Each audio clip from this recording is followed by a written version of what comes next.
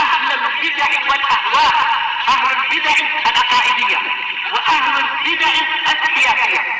أنا أقول بيننا وبينكم السلف، بيننا وبينكم الكتب، كان فيقول البدع بيننا وبينكم. Ini ada satu gelasnya kok, sama. Mungkin bagus kalau mengamalkan sunnahnya Nabi.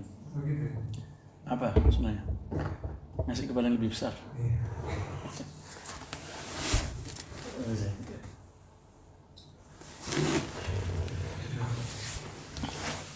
Ceritanya mimpinya Rasulullah. Waktu diminta Rasulullah punya siwak, dan ada 2 orang. Terus dikasih kemana? Rasulullah mengasih kepada yang lebih kecil. Terus disebutkan di mimpi itu kabbir. Dahulukan yang tua.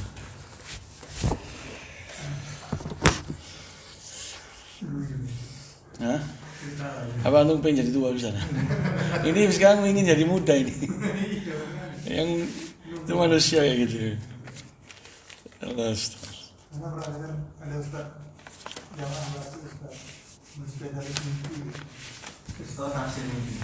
Spesialis mimpi. Aha. Di Batu. Dia. Ya mimpi itu ada juga arahnya ke bakat. Spesialis itu Ustaz. Pelajarin akhir-akhir. Ya, alurnya mimpi bagaimana menyatukan antara mimpi dengan keadaan si mimpi yang mimpi. Ya. Dia bakat dia itu bakat. Dan kalau belajar mungkin, tapi tidak sekuat dengan bakat yang Allah anugerahkan. Bakat. Jadi kadang kayak Syekh alim, Syekh Mukbil alim. Tapi kalau dalam tafsir mimpi beliau Islam tanyanya ya ke para muridnya. Pernah di suatu dars saya mimpi,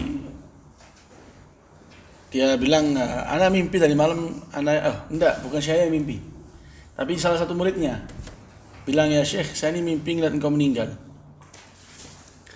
Maka Syekh langsung menoleh ke Imam Dammaj, namanya Syekh Ahmad Al-Usabi.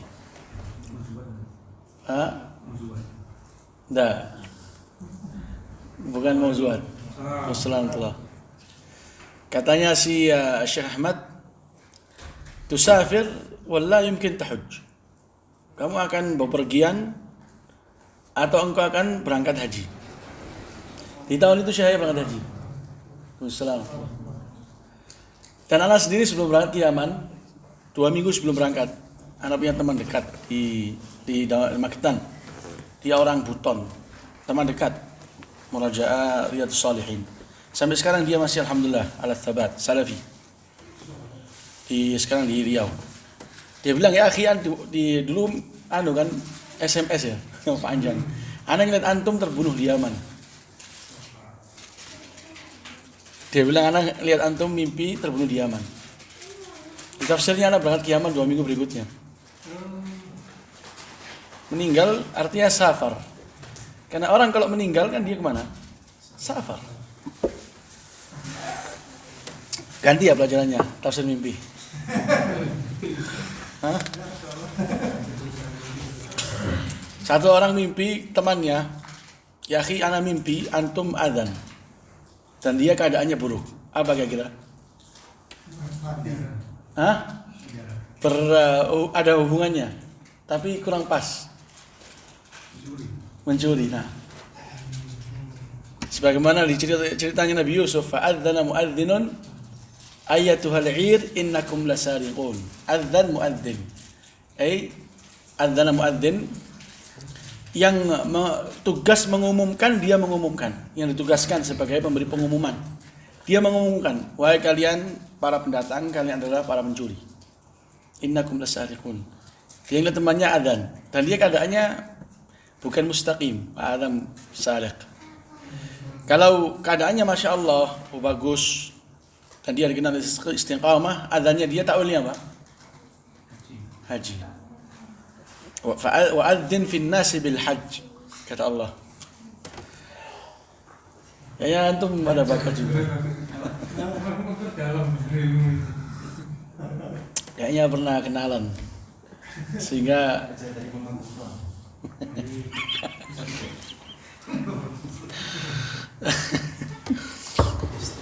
banyak dia.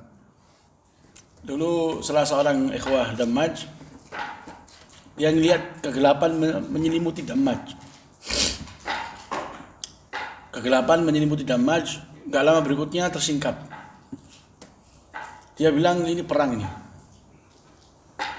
Gak lama habis Lebaran Haji perang. Bahkan sebelum Lebaran Haji 3 hari atau berapa minggu sebelum Lebaran Haji perang. Kegelapan. Satu orang melihat, dia ngelihat mendapatkan ikan di samping laut. Dia tanya ke satu orang pakar memang. Dia bilang insya Allah hendak kurang dengan antum. Antum tidak lama insya Allah akan mendapatkan kejutan dari sebuah kekayaan. Karena laut itu diperumpamakan sebagai dermawan. Dia dermawan laut itu, dia enggak. Dermawan di laut. Jadi takwilnya bagus kalau dapat ikan di laut, insya Allah bagus. Dan dia tuh bakat ya ikhwah. Kalau belajar mungkin, cuman takwil mimpi, itu apa artinya takwil mimpi? Menebak ilmu gaib? Bukan. Dia bukan sedang meraba-raba ilmu gaib. Tapi dia sedang menjawab suatu pertanyaan dengan apa yang dia miliki dari ilmu yang Allah Azza wa Jalla berikan. Dia suatu dugaan yang dibangun di atas ilmu dan bakat. Dia suatu dugaan yang dibangun di atas ilmu dan dugaan dan bakat. Itu takwil mimpi. Tidak ada takwil mimpi itu sedang memastikan itulah takwilnya dan itu pasti terjadi. Enggak bisa. Tapi makanya Nabi Yusuf tatkala di akhir beliau menakwilkan, kemudian disampaikan kepada si raja, salah satu orang itu yang telah ditakwilkan dan benar terjadi, dia mengatakan apa? وقال للذي ظن أنه ناج منهما اذكرني عند ربك. Nabi Yusuf menakwilkan untuk dua orang. Selesai ditakwilkan, dia mengatakan kepada orang yang dia sangka ini bakal selamat, yang satu bakal dibunuh, disalib, karena dia melihat roti di atas kepala dimakan burung, berarti ini akan disalib, akan dibunuh. Dan ini dia memberikan dan menyuguhkan minuman keras kepada seorang raja, ini akan selamat. Intinya ucapan Nabi Yusuf apa? Dia mengatakan kepada orang yang dia sangka. Allah Azza wa Jalla mengatakan dhanna. Berarti takwilnya tadi itu kepastian atau sangkaan?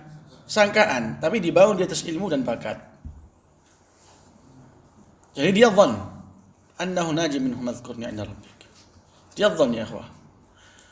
Lain kalau ini mimpinya para nabi. Kalau mimpinya para nabi itu apa? Wahyu. Dari mana Nabi Ibrahim mendapatkan pensyariatan untuk menyembelih anaknya? Naam inni ara fil manami anni azbahuk.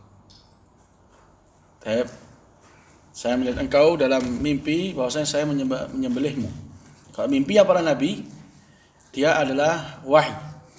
Maka kalau Nabi SAW pernah di suatu ketika tidur dan sampai lewat, artinya ketiduran, di mata para sahabat ketiduran, nggak ada satupun para sahabat yang berani membangunkan. Karena mereka tahu ini jangan sampai ada di sana wahyu yang disampaikan ila akhiri. Karena para nabi mata mereka yang tidur, tapi hati mereka nggak tidur. Maka nggak akan mungkin syaitan mempermainkan seorang nabi dalam mimpi mereka. Maka yang para ulama mengatakan apa? Nggak mungkin Nabi Muhammad junub, ihtilam dikarenakan mimpi basah. Karena mimpi basah itu apa? Permainan syaitan. Ini termasuk pembahasan yang khilaf di antara para ulama, ada di kitab ini. Di akhir kitab ini ada. Ibnu Katsir membahas apakah Nabi juga junub. Kalau junub artinya dipermainkan dengan syaitan, dan para Nabi nggak ada yang tidur hatinya. Semua hatinya apa? Siap siaga. Beda kalau manusia biasa, dia tidur, kalau tidur hilang kesadarannya. Makanya orang yang tidur itu diangkat qalamnya. Naam, ditahan, kalau rohnya ditahan. Kalau qalam, apa qalam di sini? Pena taklif, untuk mencatat dosa atau pahala.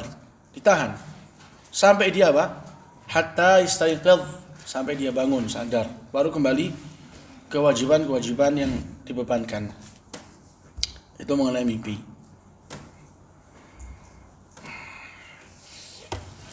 Bismillahirrahmanirrahim. Alhamdulillah wassalatu wassalamu ala Rasulillah wa ala alihi wa sahbihi wasallam. Amma ba'd. Terakhir yang kita ambil ikhwah, apa-apa yang berkaitan mengenai langkah Nabi alaihi salatu wassalam di awal mula dakwah. Apa saja langkahnya? Bangun masjid. Masih ingat Bang Lukman, apa di antara langkah Nabi dalam permulaan dakwah? Membangun masjid. Naam. Apa lagi? Tauhid. Nah, kalau tauhid sudah memang itu asal muasal kenapa Rasulullah menjalin hubungan dengan para sahabat. Menyatukan Ansor Muhajirin. Nah, menyatukan dan mempersaudarakan antara Al-Ansar dan Muhajirin. Apa lagi? Pak Mikdad? Apa kemarin? Mempelajari situasi. Nah, mempelajari situasi manusia yang ada di sekitar.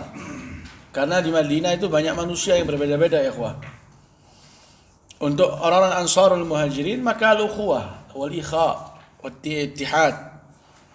Ditegakkan yang namanya ukhuwah, dipersaudarakan. Dipersaudarakan oleh Nabi alaihi salatu wassalam, sampai-sampai persaudaraan itu melebihi persaudaraan senasab. Melebihi persaudaraan dalam senasab. Dengan apa mereka bersaudara? Nah, di atas akidah yang benar, akidah yang satu. Di atas mahabbah karena Allah. Di atas at-ta'awun, saling membantu. Di atas bentuk mengusir segala adat istiadat yang buruk.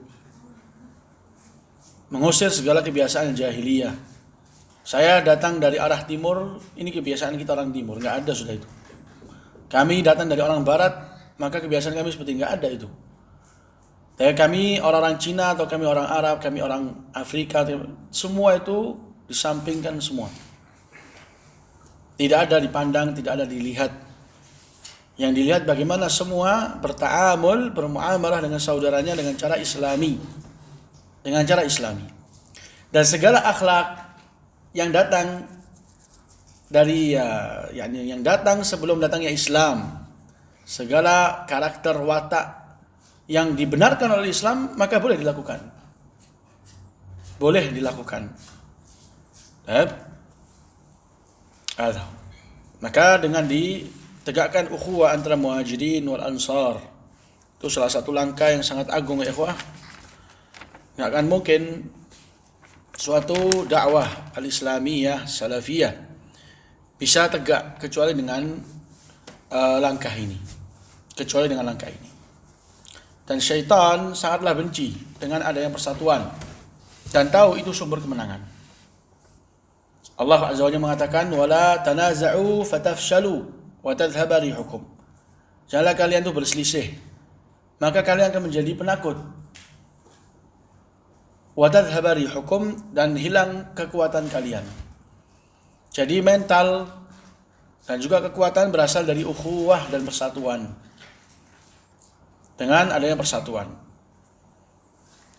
Jadi dengan adanya persatuan itu meridhahkan Ar-Rahman dan menyedihkan syaitan. Kata Rasul alaihi salatu wasallam, "Inna syaitana qad ya'isa an yu'bada fi jaziratil Arab walakinna bitahrish." Syaitan untuk disembah di negeri Arab sudah putus asa. Tapi dengan apa? Dengan tahrish, mengadu domba. Dan itu salah satu cara terbaik untuk mengobak-abik, mencabik-cabik yang namanya ukhuwah. Merusak yang namanya persatuan. Dengan tahrish, adu domba. Jadi dia salah satu nikmat dari Allah Azza wa Jalla. Wadhkuru ni'matallahi 'alaikum idh kuntum a'da'a fa'alafa baina qulubikum fa asbahtum bi ni'mati ikhwana. Ini salah satu nikmat Allah Azza wa Jalla yang Allah berikan kepada Al-Ansar wal Muhajirin.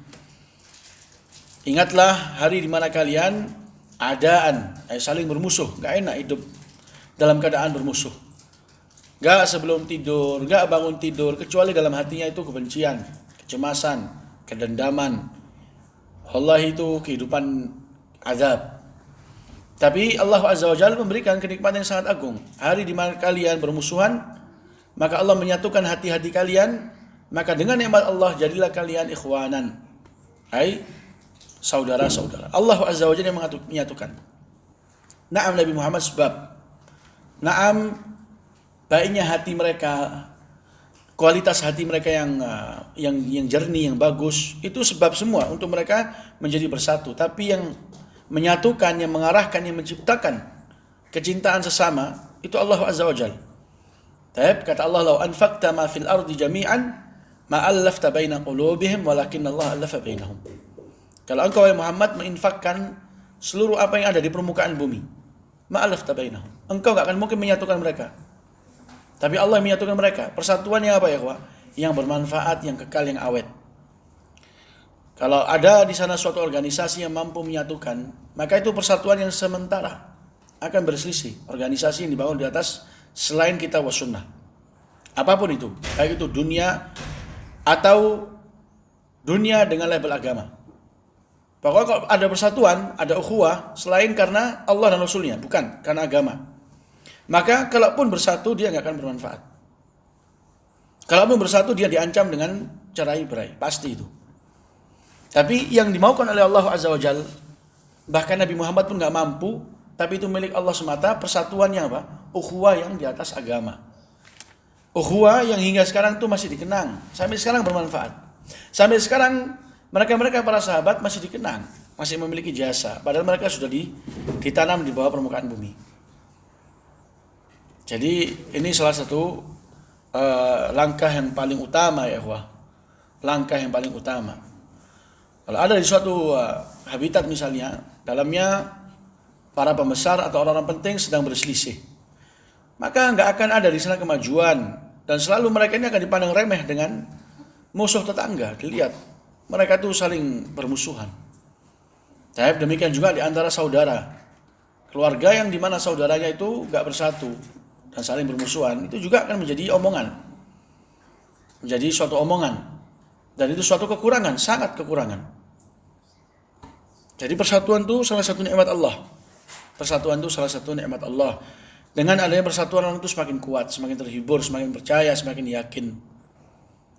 Dan kemarin sudah kita sebutkan bagaimana sikap-sikapnya orang-orang Ansar kepada Muhajirin, jamuannya mereka, ukhuwahnya mereka ya ikhwah.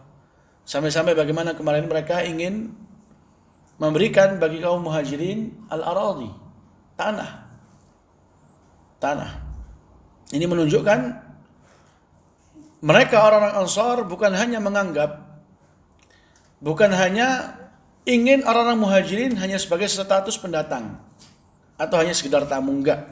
Tapi bagaimana mereka berupaya orang-orang Muhajirin juga menjadi bagian dari orang-orang Madinah. Sudah, Madinah itu tempat tinggal mereka dan mereka bagian dari Madinah. Kita bagian dari Madinah sebagaimana mereka. Sampai-sampai ardiyah. Ini salah satu siasat dan salah satu langkah yang sangat terpuji. Jadi bagaimana orang-orang Muhajirin ini pendatang mereka ya. Mereka itu dijadikan salah satu sendi-sendinya orang-orang Madinah. Dengan dikasih apa? Tanah. Bahkan diberikan bagi mereka kalau zaman sekarang itu paspor. Makanya mereka memiliki kebebasan untuk segala hal.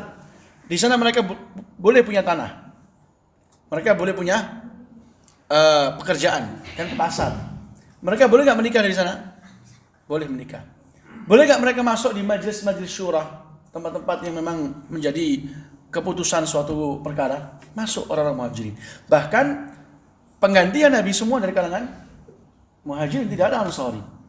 Syuf, lihat ya ikhwah, ukhuwah karena Allah. Dikarenakan siasat yang demikian, Madinah menjadi salah satu negara yang sangat kuat bersejarah.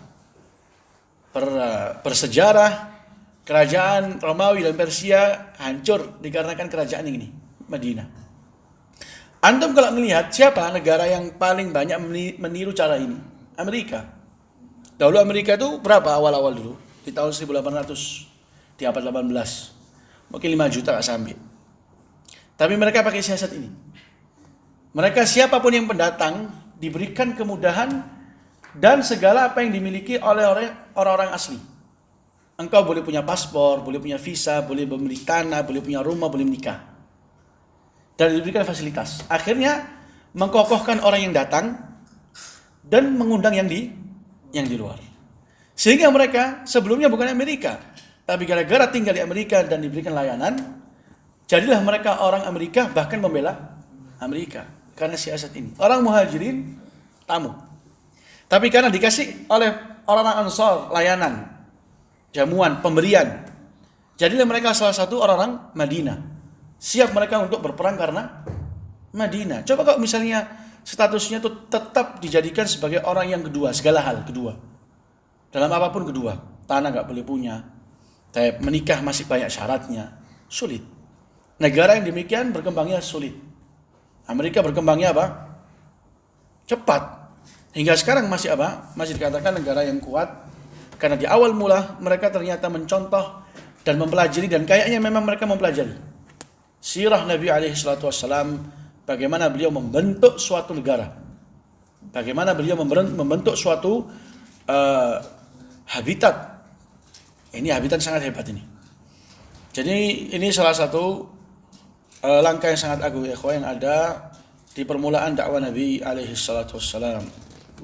Dan apa yang antum ketahui mengenai tentang perjanjian Nabi dengan orang-orang Yahudi? Dia datang dari riwayat yang banyak dan masyhur di antara ulama sirah tentang perjanjian Nabi dengan Yahudi. Tapi perjanjian itu, riwayat-riwayat yang berkaitan dengannya itu nggak lepas dari komentar, nggak lepas dari kelemahan. Jadi dari segi sanad nggak benar. Tapi dia masyhur dia. Mayoritas pakarnya sejarah menceritakan. Tapi yang benar dari segi sanadnya nggak benar. Tidak sahih, tidak sampai kepada Nabi SAW.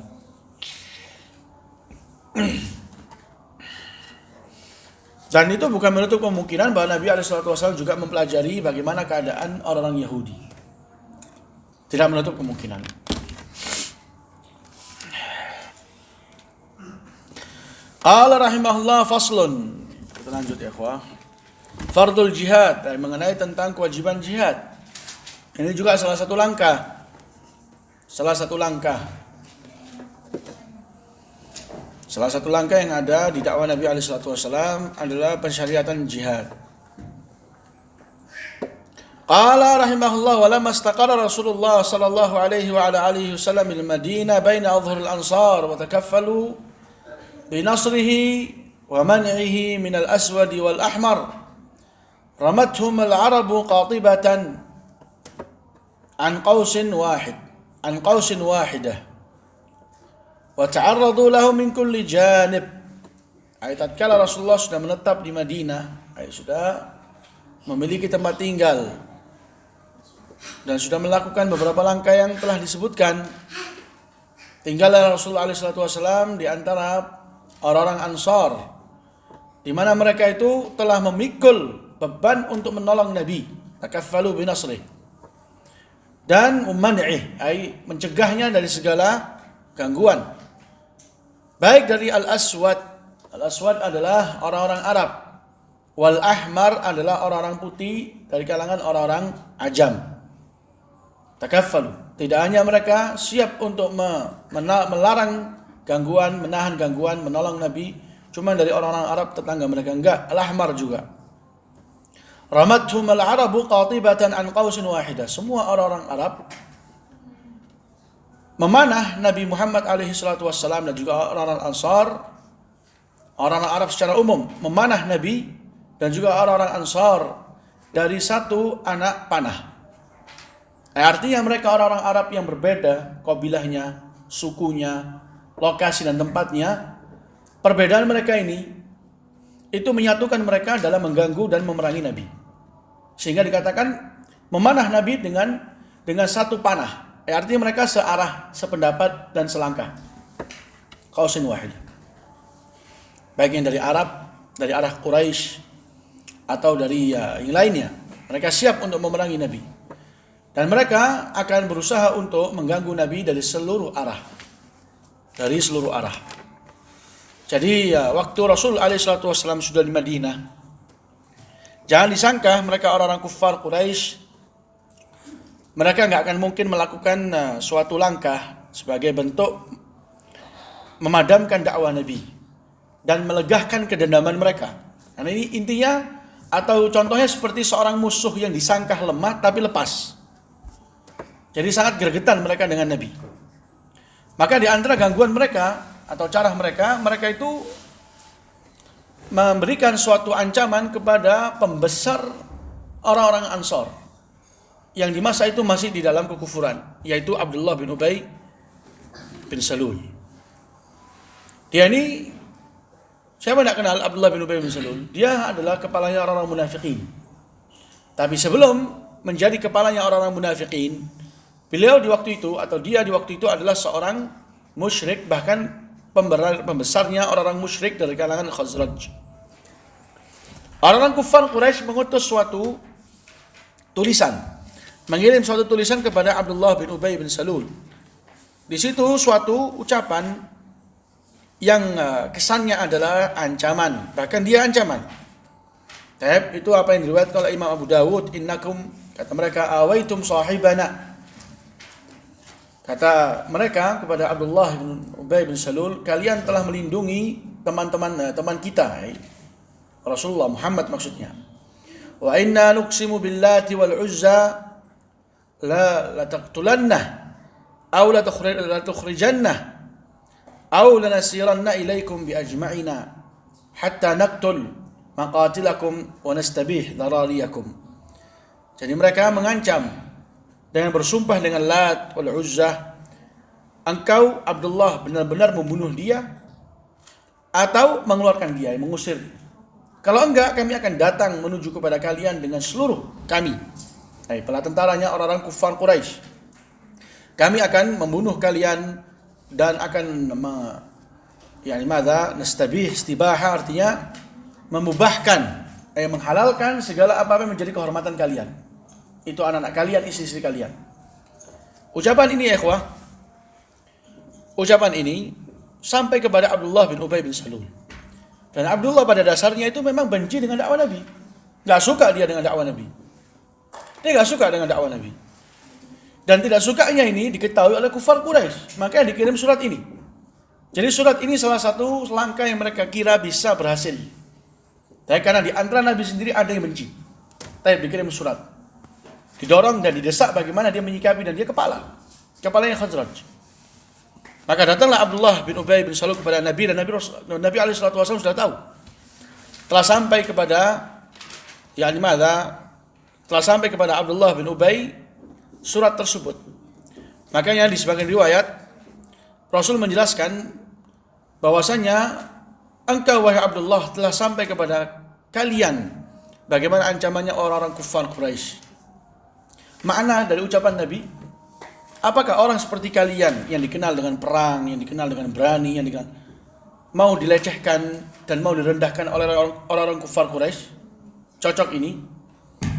Lihat, ini riwayat ini wallahu a'lam bagaimana benar enggaknya. Cuma ini juga disebutkan di sirah. Jadi Rasul SAW enggak mau ikhwah di awal dakwah langsung frontal. Ngelihat ini ajakan kufar Quraisy untuk mendesak Abdullah memerangi Nabi. Langsung Rasulullah kembali menyuruhkan jihad memerangi siapa? Abdullah, melawan Abdullah bin Ubay. Enggak demikian. Tapi Rasulullah memakai suatu siasat untuk meluluhkan dia, untuk merangkul dia, karena diharapkan masih keislaman dari Abdullah bin Ubay. Maka Rasulullah memancing fanatiknya dia terhadap sukunya Khazraj. Yang pertama dengan apa? Dengan merendahkan, dengan mengingatkan dia, siapa kalian kok sampai bisa diperalat? Kalian ini siapa? Kalian ini Khazraj. Maka jangan sampai kalian mampu diperalat dengan kufar Quraisy. Yang kedua, depan kalian ini yang masuk Islam itu siapa? Di antara mereka saudara kamu, di antara mereka masih sekerabat denganmu, di antara mereka ada yang masih satu kabilah denganmu. Masa kalian akan memerangi ikhwan kalian sendiri, sekabilah sendiri? Yang kedua sekarang diajak menuju kemana? Ke perasaan. Yang pertama kepada unsuriyah, fanatik. Dengan ucapan ini Abdullah bin Ubay melihat ternyata teman-temannya di belakangnya atau yang lain berpencar dan tidak lagi bersatu. Karena ucapan itu sangat apa? Sangat mengena, benar. Masa kita mampu diperalat, diancam dengan ancaman demikian? Dan kita Khazraj, dikenal dengan peperangan, tahun demi tahun selalu menang dengan Aus. Aus kapan menangnya? Di akhir. Nah, nggak pantas kita diperalat. Yang kedua, depan kita ini masuk Islam itu masih Khazraj juga. Masa kita akan bunuh mereka? Di sini bagaimana langkah mereka, Pak? Gagal. Langkah mereka nggak berhasil untuk mengobak-ngabik bagaimana safnya Nabi SAW dengan para al-ansar wal muhajirin. Demikian juga ya ikhwah, bagaimana mereka itu berusaha untuk memutus hubungan dengan orang-orang Madinah, sehingga melarang orang-orang Madinah untuk ke Mekah. Dan Mekah, Ka'bah adalah suatu hal yang dikeramatkan bahkan oleh orang-orang Madinah, dan mereka tahu itu Baitullah Haram. Mereka mengagungkan rumah Allah tersebut. Maka di antara siasat yang mereka tegakkan dalam melawan dakwah Nabi adalah memutus diplomasi. Gak ada hubungan kita dengan Mekah atau dengan Madinah. Dan kalian dilarang untuk ke Madinah. Dan kalian dilarang untuk berangkat ke Madinah. Allahu. Maka di suatu ketika tatkala Sa'ad ibnu Mu'adz pemimpinnya siapa ini? Al-Aus. Dia ke Mekah dan berjumpa dengan Umayyah bin Khalaf. Dan Umayyah bin Khalaf salah satu pemuka yang ada di Mekah. Dan Sa'ad ibnu Mu'adz mampu untuk tawaf. Tatkala Sa'ad ibnu Mu'adz tawaf berjumpa dengan Abu Jahal. Di situ Abu Jahal menanyakan siapakah orang ini, dan dia tahu kalau itu Sa'ad bin Mu'adz. Tapi ini bentuk ingin merendahkan. Kok bisa? Kita sudah memutus diplomasi, tidak ada lagi hubungan, kok bisa dia malah ke sini? Tawaf lagi. Maka dijawablah oleh Umayyah bin Khalaf, dia adalah Sa'ad. Ma'ruf Sa'ad, dia ini pemimpinnya Aus, enggak perlu lagi dipertanyakan. Kata Abu Jahal, kalau seandainya engkau bukan bersama Umayyah bin Khalaf, engkau enggak akan pulang ke rumahmu. Nah, ini suatu ancaman. Tapi apakah Sa'ad ibnu Mu'adz dia akan diam? Enggak. Dia menjawab Abu Jahal dengan jawaban yang penuh dengan ketegasan dan keberanian. Kalau kita adalah orang-orang kuat dan mampu untuk membasmi kalian semua. Di situ karena memang dia tamu dan ada yang menjaga dan ada yang kenal dengannya, Umayyah bin Khalaf ditinggalkan. Kalau ada yang tanya, ikhwan misalnya, kenapa kok Sa'ad ibnu Mu'adz tidak menjawab dengan cara yang lebih lembut? Sebagaimana jawaban Nabi kepada Abdullah bin Ubay. Kenapa? Di sana ada perbedaan ya ikhwah. Ada di sana perbedaan dari segi tempat, dari segi keadaan, dari segi orang juga. Ini Rasulullah SAW depannya Abdullah bin Ubay. Dan dia adalah salah satu orang yang memang asli Madinah, yang Rasul mengharapkan dari penduduk Madinah keislaman. Dan Abu Jahal enggak lagi diharapkan keislamannya. Di hadis yang memang sebagian para ulama melemahkan, Rasulullah mendoakan Islam bagi satu dari dua orang. Siapa? Abu Jahal dan Umar bin Khattab. Yang terjadi yang kena siapa? Umar. Enggak diharapkan lagi untuk keislaman. Enggak diharapkan lagi keislaman. Jadi berbeda.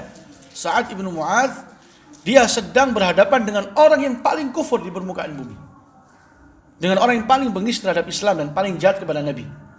Jadi enggak pantas untuk merendahkan suara sebagaimana bentuk Nabi kepada Abdullah bin Ubay. Enggak, beda kalau ini. Beda, ini harus dikeraskan dia. Intinya mereka mengancam orang-orang Madinah. Mereka bahkan mereka berusaha untuk memutus diplomasi hubungan. Tidak ada lagi hubungan antara Madinah dan Mekah. Bahkan mereka juga memerintahkan orang-orang Arab yang ada di sekitar Madinah, dan banyak di sini suku-suku yang berbeda, untuk memutus hubungan perekonomian, pekerjaan dengan orang-orang Madinah. Diperintahkan. Ini semua langkah-langkah mereka ya ikhwah. Ini langkah-langkah mereka. Makanya kata Ibnu Katsir, wa ta'arradu lahum min kulli janib. Mereka berusaha untuk mengganggu bagi siapa? Orang-orang para sahabat ini dan juga Rasulullah SAW min kulli janib, dari segala arah. Dari segala arah ya tadi itu. Di antaranya tadi itu. Demikian juga ya ikhwah. Mereka orang-orang para sahabat radhiyallahu taala anhum, waktu mereka di Mekah, mereka hanya diizinkan bagi Nabi oleh Allah Azza wa Jalla untuk berperang. Diizinkan dalam arti Kalau mereka ingin dan punya kekuatan dan mampu, perang. Kalau mereka memandang nggak perang itu lebih afdal, nggak usah perang. Ini di awal mula. Ini di awal mula Islam. Perang itu hukumnya dibolehkan. Antum boleh memilih, dilihat mana lebih afdal. Maka kata Ibnu Katsir, wa kana Allah subhanahu wa ta'ala qad adina lil muslimin fil jihad fi surat al-hajj. Allah azza wa jal sudah mengizinkan bagi kaum muslimin untuk melakukan jihad di mana di suratul hajj. Wa hiya makkiyah, dan suratul hajj dia makkiyah. Ya baqilah. Suratul hajj dia makkiyah. Makkiyah wala la? Makkiyah. Makkiyah itu apa artinya? Naam. Dia adalah suatu surat atau ayat yang turun sebelum hijrah. Dan madaniyah yang turun selepas hijrah. Santa. Dia telah diizinkan oleh Allah Azza wa Jalla jihad. Dan apa artinya diizinkan? Kalau mereka ingin perang dan melihat itu suatu hal yang lebih afdal, perang. Kalau mereka memandang enggak lah, ini enggak lebih afdal, lebih asan kita menahan dan sabar, maka itu boleh. Maka kata Allah Azza wa Jalla, "Lu'udhina lil ladzina yuqatalun bi annahum zulimu wa inna Allah 'ala nasrihim laqadir." Telah diizinkan bagi mereka-mereka lil ladzina yuqatalun, bagi mereka-mereka yang diperangi. Bi annahum zulimu, dikarenakan mereka sedang dizalimi. Untuk apa? Untuk berperang, untuk menyikapi. Diizinkan karena mereka yuqatalun, mereka diperangi. Karena mereka zulimu, mereka dizalimi. Dan Allah Azza wa Jalla atas pertolongan bagi mereka qadir, maha apa? Maha mampu. Maha mampu. Jadi awal mula jihad itu adalah hal yang dibolehkan oleh Allah Azza wa Jalla. Belum sampai dalam tahapan diwajibkan. Belum sampai dalam tahapan apa? Yang diangkat pilihan. Sudah nggak ada lagi pilihan untuk boleh perang, untuk mau perang atau nggak mau perang. Sudah diangkat. Belum sampai dalam tahapan itu. Tapi waktu di Mekah cuman diizinkan oleh Allah Azza wa Jalla memilih. Qala rahimahullah, thumma lamma saru fil Madinah wa sarat lahum syawkah wa 'adat kataballahu 'alaihimul jihad. Kama qala ta'ala fi surah al-Baqarah, kutiba 'alaikumul qital wa huwa kurhun lakum wa 'asa an takrahu syai'an wa huwa khairul lakum wa 'asa an tuhibbu syai'an wa huwa syarrul lakum, Allahu ya'lam wa antum la ta'lamun. Tatkala mereka sudah di Madinah dan mereka memiliki kekuatan ya ikhwah, memiliki persatuan, memiliki benteng, dan yang paling agung adalah benteng iman, benteng ukhuwah fillah. Kataballahu alaihimul jihad, Allah mewajibkan atas mereka jihad. Nah, ini semua kembali untuk menjaga agama mereka yang Allah Azza wa Jalla anugerahkan. Jihad tujuannya untuk menjaga agama. Jihad tujuannya adalah untuk menjaga agama. Agama ini perlu dijaga ya ikhwah. Agama yang Allah berikan kepada kita harus dijaga. Manhaj yang Allah berikan kepada kita harus dijaga. Karena yang ingin merebut, merampas banyak. Yang pertama iblis, bala tentaranya. Syaitan dari kalangan jin dan juga manusia. Habitat yang jahat, dunia yang menggoda, itu semua hal-hal yang ingin merampas agama seseorang banyak. Jadi wajib dijaga. Wajib dijaga, wajib seseorang menjaga agamanya. Jangan sampai agama itu ditukar dengan apapun. Baik itu dunia atau bahkan istri sendiri. Kalau misalnya istri, ternyata dia tahu ini istri ini bisa merampas keistiqomahanku, tukarkan. Karena nggak pantas seseorang diberikan nikmat agama, nikmat manhaj, kemudian tiba-tiba istri tersendiri, istri sendiri yang paling dekat, ternyata dia yang paling ingin merampas. Nggak pantas dia nih, nggak pantas. Makanya disyariatkan dalam agama Islam, kalau seandainya ada orang yang tahu istrinya ini berbahaya, diceraikan. Dia diceraikan. Masih ingat bagaimana cerita Ibrahim dengan Ismail? Nabi Ibrahim memerintahkan anaknya untuk mengganti istri. Jangan ini. Ghair atabatul bab. Ganti pintu atau ganti kusen lebih pas. Ganti kusen karena enggak cocok ini untuk rumah tangga. Umar ibn Khattab memerintahkan Ibnu Umar, anaknya, untuk menceraikan. Semua tujuannya untuk bagaimana orang yang dia itu menikah untuk meningkatkan nilai agama, jangan sampai itu malah dirampas dengan bahkan apa? Istri sendiri. Jangan sampai dirampas. Jadi Allah Azza wa Jalla mewajibkan jihad, tujuannya untuk menjaga agama. Orang muhajirun, mereka hijrah dari Mekah ke Madinah, tujuannya karena agama, titik, tidak ada yang lain. Mereka siap menjaga agama meskipun harus mengorbankan harta, diambil. Orang-orang kufar Quraisy, pandangan mereka itu apa? Mata mereka apa? Pemikiran mereka, harta dunia. kedudukan. Makanya di antara hal yang mereka mengancam dengannya seorang sahabat untuk kembali dari Islam menuju kekufuran dengan harta. Karena mereka menyangka ini insya Allah mereka dengan harta, dengan iming-iming, dengan ancaman insya Allah akan murtad kembali. Mereka salah menyangka. Ceritanya Suhaib Ar-Rumi bagaimana ya ikhwah? Waktu dikepung, hendak dia berangkat ke Madinah, dikepung, dicegat, nggak boleh dia berangkat ke Madinah. Di situ Suhaib Ar-Rumi tahu mereka ini adalah sahibud dunia. Ashabud dunia, cinta dengan dunia, gampang. Kalau saya ini punya tanah, saya punya kekayaan, saya punya harta, ambil. Kalau saya memberikan kepada kalian, kalian boleh bukakan jalan, kata mereka na'am. Khalas ambil bisa saya bukakan jalan. Makanya kata Rasulullah SAW, perdagangan Suhaib Ar-Rumi sangat beruntung. Anda lupa lafaz hadisnya. Pokoknya perdagangan Suhaib Ar-Rumi sangat beruntung. Padahal dia sedang menyerahkan segala hartanya. Kalau di mata orang dunia dia sedang merugi. Di mata Nabi enggak demikian. Dia sangat beruntung. Karena dia rela menjaga agama meskipun mengorbankan harta. Zaman sekarang sebaliknya. Rela untuk bunuh-bunuhan karena harta meskipun harus melantarkan agama. Allah musta'an. Jadi kenapa diwajibkan jihad? Hanya karena untuk menumpahkan darah, mendapatkan syahadah? Enggak. Karena untuk menjaga agama. Karena untuk menjaga agama ini yang dimana karena agama ini mereka itu sampai hijrah. Karena agama ini orang-orang Ansar menerima orang-orang muhajirin karena agama. Maka penyempurnaan dalam menjaga agama dengan jihad.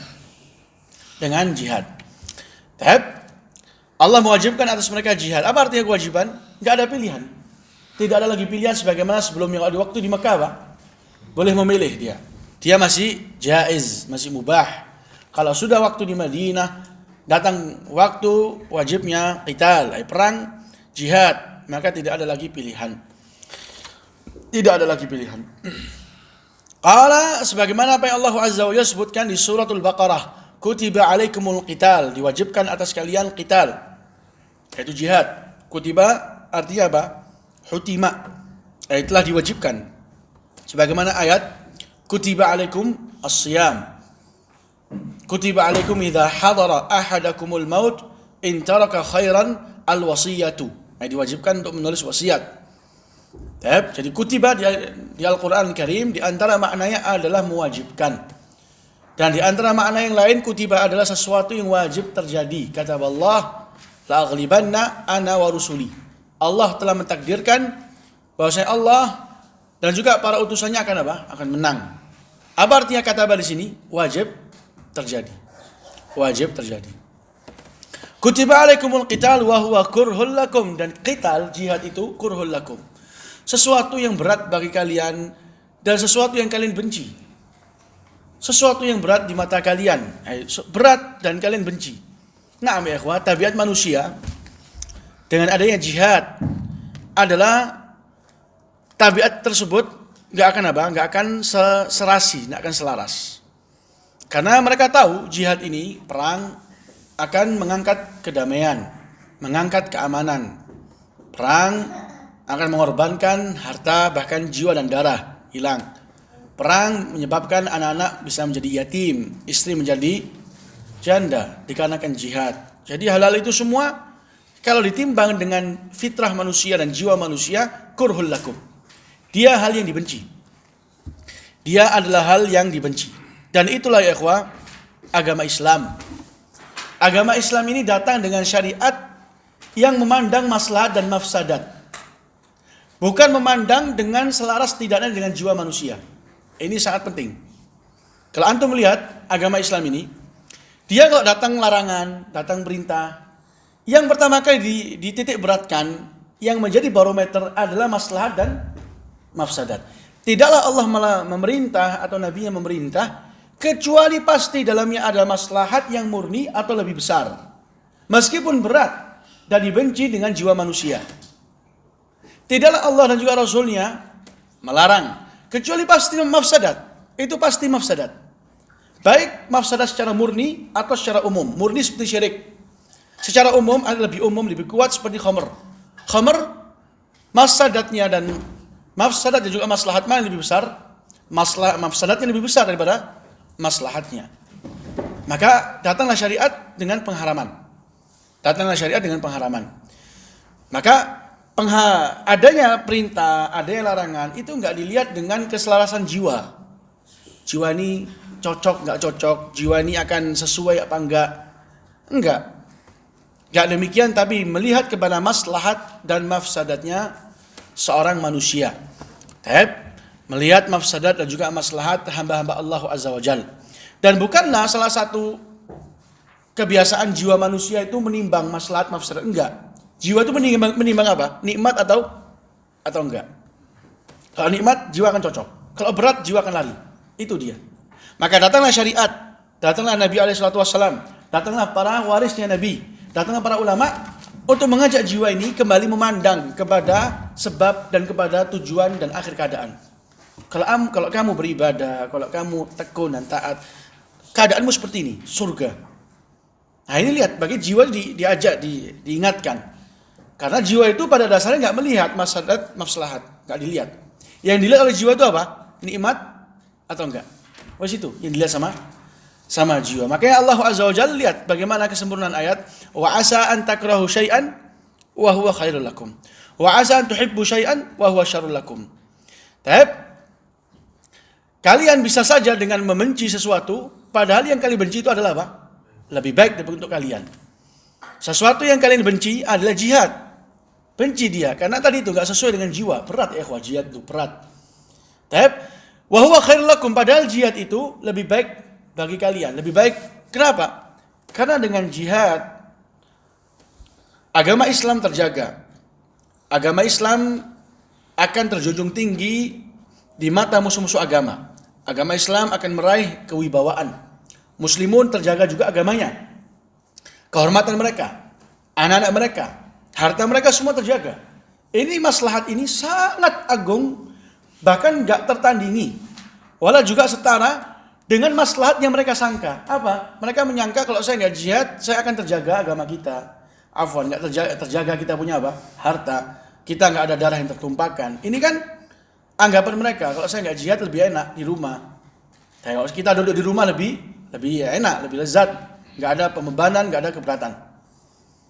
Ini kalau disamakan ya ikhwah, ditimbang dengan maslahat yang Allah Azza wa Jal dan juga Rasulnya pandang. Apa? Kalau ada jihad, kewibawaan agama Islam akan ada di hadapan musuh-musuhnya. Tapi kaum muslimun akan semakin lebih tekun dengan agamanya.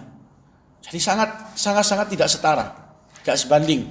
Maka yang kalian benci yaitu berangkat jihad itu pada hakikatnya buruk. Dan yang kalian benci yaitu jihad pada hakikatnya lebih baik. Karena itu akan berujung kepada mafsadat atau maslahat yang barusan kita sebutkan. Dan kata Allah Azza wa Jalla, wa asa an tuhibbu syai'an wa huwa syarrul lakum. Mungkin saja atau kalian mencintai sesuatu padahal yang kalian cintai adalah buruk bagi kalian. Apa yang mereka cintai? Duduk di rumah, enggak mau jihad. Ini yang mereka cintai pada hakikatnya adalah syarrul lakum. Dia adalah apa? Syarr, keburukan. Karena bisa saja dengan cara ini kalian akan diserang dan kalian akan dikalahkan oleh musuh-musuh kalian. Kita lihat ya ikhwah, negara-negara yang melatih persenjataan mereka. Negara-negara yang punya pelatihan, bahkan punya praktek sering dengan peperangan. Bukankah mereka ini negara-negara yang punya wibawa? Naam, punya wibawa. Lihat Irak. Tatkala 8 tahun peperangan dengan Iran. Bukankah Irak menjadi negara terkuat nomor 3? Bahkan ditakuti. Amerika mau memerangi Irak sendirian, 49 negara diajak sama dia. Pengejutnya Amerika. Untuk lawan siapa itu? Irak. Kok bisa? Karena memang hidupnya negara ini dengan apa? Dengan perang 8 tahun, Harbun Istinzafi. Perang yang terus menerus, gak ada stop, gak ada jeda, gak ada damai. 8 tahun full. Akhirnya dia menjadi suatu negara yang berwibawa. Amerika angkat tangan, gak berani sendirian. Nah, ini lihat. Jadi terkadang kalau negara itu dia mengatakan gak perlulah kita membela Islam sampai perang, sampai berani, gak perlu. Mereka memandang ini hal yang lebih baik. Ini mereka cintai karena bisa tenang, bisa bernikmat-nikmatan. Ini yang mereka sangka baik, yang mereka sangka ini lebih bagus, yang lebih mereka cintai, pada hakikatnya syarrul lakum. Dia apa? Syarr, lebih buruk. Dia akan lebih apa? Akan lebih buruk. Dan ini salah satu barometer yang sangat agung ya ikhwah. Ini salah satu barometer yang sangat agung, dan ini salah satu teori yang sangat agung. Ini kayak Anda bacakan ucapannya Imam Sa'di dalam mengomentari ayat ini. Komentar yang sangat bagus ya ikhwah. Tafsir untuk ayat ini yang diucapkan oleh Sa'di sangatlah bagus, sangatlah ringkas. Kata Imam Sa'di, al-ayah muttaridah fi af'al al-khair allati takrahuha an-nufus lima fiha min al-masyaqqah annaha khairun bila syak. Subhanallah. Kata Imam Sa'di, ayat ini muttaridah. Dia umum. Dia mencakup segala hal, mencakup segala keadaan. Segala perbuatan-perbuatan yang baik yang dibenci oleh jiwa karena dalamnya ada keberatan, dalamnya ada kepayahan, maka pada hakikatnya itulah kebaikan tanpa sedikit pun diragukan. Dan segala perbuatan yang buruk yang dicintai oleh jiwa karena jiwa itu menyangka dalamnya ada ketenangan, dalamnya ada kebaikan, ada kelezatan, maka dia suatu keburukan tanpa diragukan. Jadi memang ini ya ikhwah, sesuatu yang memang dia itu baik, tamam, dan dia dipandang oleh jiwa itu apa? Buruk. Kenapa kok dipandang buruk? Karena berat. Seperti orang yang istiqamah di atas agama, dia istiqamah di atas manhaj yang benar, dia istiqamah di atas sunnah. Ini kebaikan atau bukan nih? Kebaikan, tapi dibenci oleh jiwa. Kenapa? Karena banyak lawannya, banyak cobaannya. Maka itulah perbuatan yang harus dibela, yang harus istiqamah di atasnya. Sebaliknya, perbuatan yang buruk meskipun dipandang baik oleh jiwa, kenapa? Karena enak, roha, tenang, lezat, maka ketahuilah itulah keburukan. Jadi ayat ini mengajarkan kepada kita untuk bagaimana selalu mengadu nasib dengan syariat, selalu bersandar kepada syariat, selalu husnudzan dengan syariat. Artinya segala kebaikan, apa yang dikatakan kebaikan oleh syariat, meskipun berat di hati, meskipun banyak lawan di luar, banyak musuh yang sedang menyerang, itu semua jangan sampai menjadikan seseorang itu kalah mental, kalah semangat, karena yang sedang dia lakukan adalah suatu kebaikan. Jadi ini suatu pelajaran yang Allah Azza wa Jalla berikan kepada para sahabat. Ini qital yang kalian benci, karena memang kematian itu dibenci ya ikhwah oleh jiwa. Jiwa kita ini selalu bagaimana cara dia lari dari kematian. Ini yang kalian benci, itu pada hakikatnya kebaikan. Dan yang kalian cintai, yaitu duduk gak perang, itu adalah keburukan. Dia adalah suatu keburukan. Maka Allah Azza wa Jalla menutup dengan suatu sifat yang sangat agung. Wallahu ya'lam wa antum la ta'lamun. Allah itu lebih tahu dan kalian apa? Tidak mengetahui. Wallahu ya'lam. Allah Maha tahu dan kalian tidak mengetahui. Kalian gak mengetahui apa maslahat kalian dan apa mafsadat kalian. Kalian hanya tahu sesuatu yang berasal dari dorongan jiwa. Dorongan jiwa kita ini apa ya, ikhwah? Cari kelezatan, kenikmatan, semua itu. Tapi untuk memandang bagaimana masa depan, bagaimana maslahat, mana mafsadat, itu kembali kepada syariat. Itu kembali kepada syariat. Dan qital ini ya, ikhwah, yang Allah Azza wa Jalla perintahkan, dia bukanlah qital yang di awal mula, dia bukanlah qital yang diwajibkan secara mutlak, tapi dia qital peperangan yang diwajibkan apabila diserang. Ini di awal mula. Karena mengingat bagaimana terbatasnya jumlah kaum muslimin dan sedikitnya persenjataan. Dengan berkembangnya Islam, barulah mereka para sahabat menegakkan yang namanya jihadut talab. Kalau ini jihadud dafa, jihad untuk menepis, jihad untuk menghadang serangan musuh dari luar. Tapi dengan berkembangnya agama Islam, datanglah mereka dengan suatu hal yang Allah Azza wa Jalla lebih cintai, yaitu jihadut talab, jihad untuk mengejar musuh, jihad untuk bagaimana menghancurkan segala kekufuran dan juga pelaku kekufuran. Dan jihad ini yang Allah Azza wa Jalla wajibkan, jihad yang diberikan catatan yang sangat penting, yaitu jihad yang bebas dari melampaui batasan. Jadi mereka gak akan mungkin membunuh orang tua yang gak ikut perang. Gak akan mungkin mereka membunuh perempuan. Gak akan juga membunuh anak-anak kecil. Itu mereka. Gak sampai juga mereka merusak bagaimana keadaan lingkungan. Kecuali kalau itu memang salah satu strategi dalam perang. Wa ila asalnya Allah Azza wa Jalla waktu mensyariatkan jihad tersebut masih diberikan catatan, diberikan aturan. Jadi salah satu langkah yang Allah Azza wa Jalla sebutkan adalah salah satu langkah dalam dakwah Nabi SAW, apa yang Allah Azza wa Jalla wajibkan dari berperang di jalannya, fardul jihad. Dan bagaimana ya ikhwah mereka para sahabat bisa memikul dan bisa menerima kewajiban ini. Padahal antara mereka dengan masuk Islam hanyalah beberapa bulan atau hanyalah beberapa tahun. Bagaimana kalau bisa mereka menelan amanat ini dan siap untuk menunaikannya? Bagaimana? Itu semua dorongan iman, dorongan yakin. Mereka memiliki akidah yang murni. Mereka memiliki keikhlasan dan ketulusan. Sehingga mereka benar-benar menyerahkan jiwa raga kepada agama. Sudah, dia titipkan kepada agama ini. Mereka tahu inilah sebab saya diciptakan. Bagaimana saya membela agama. Dengan itu jihad berat ya ikhwah. Di mata mereka sangatlah ringan. Sehingga mereka para sahabat adalah kaum yang paling langsung menjawab panggilan Nabi SAW dalam berjihad. Beda kalau orang-orang Bani Israel. Masih ingat ceritanya Bani Israel? Disuruh masuk ke Ardul Muqaddasah, gak mau. Tapi sampai akhirnya mereka mengatakan, idhab anta wa rabbuka faqatila inna hahuna qa'idun. Pergilah engkau bersama Rabbmu dan peranglah. Kami duduk di sini. Itu Yahudi. Tapi para sahabat, idhab anta wa rabbuka innana nahnu nuqatil ma'akuma. Berangkat engkau dengan Rabbmu dan saya bersama kalian berdua berperang. Nah, itu para sahabat. Makanya mereka para sahabat itu paling berada di puncak tertinggi dalam bab al-istislam. Dalam bab apa? Berserah diri kepada Allah Azza wa Jalla dibanding dengan sahabat-sahabat Nabi sebelum Nabi Muhammad. Jadilah mereka sosok sahabat Nabi yang paling mulia. Nah, mereka dikarenakan tadi ini di antara bentuk istislamnya mereka, berserah dirinya mereka kepada Nabi dalam bab jihad. Allah, bab jihad ini kata Khalid bin Walid waktu menjelaskan tentang kualitas para sahabat yang sedang berperang. Kami datang dengan para kaum yang haus dengan kematian dan cinta kepada kematian sebagaimana kalian cinta kepada kehidupan. Saya ini bukan orang yang berangkat perang kemudian pulang. Dia ingin perang dan ingin mati, ingin diminum sama dia kematian. Tapi syurbul manaya itu salah satu umniyah seluruh para sahabat. Kemudian yang akan datang dari pembahasan adalah apa yang berkaitan dengan peperangan yang Rasul SAW jalankan dengan para sahabatnya. Insyaallah lahuna. Ada yang mau tanya ya ikhwah?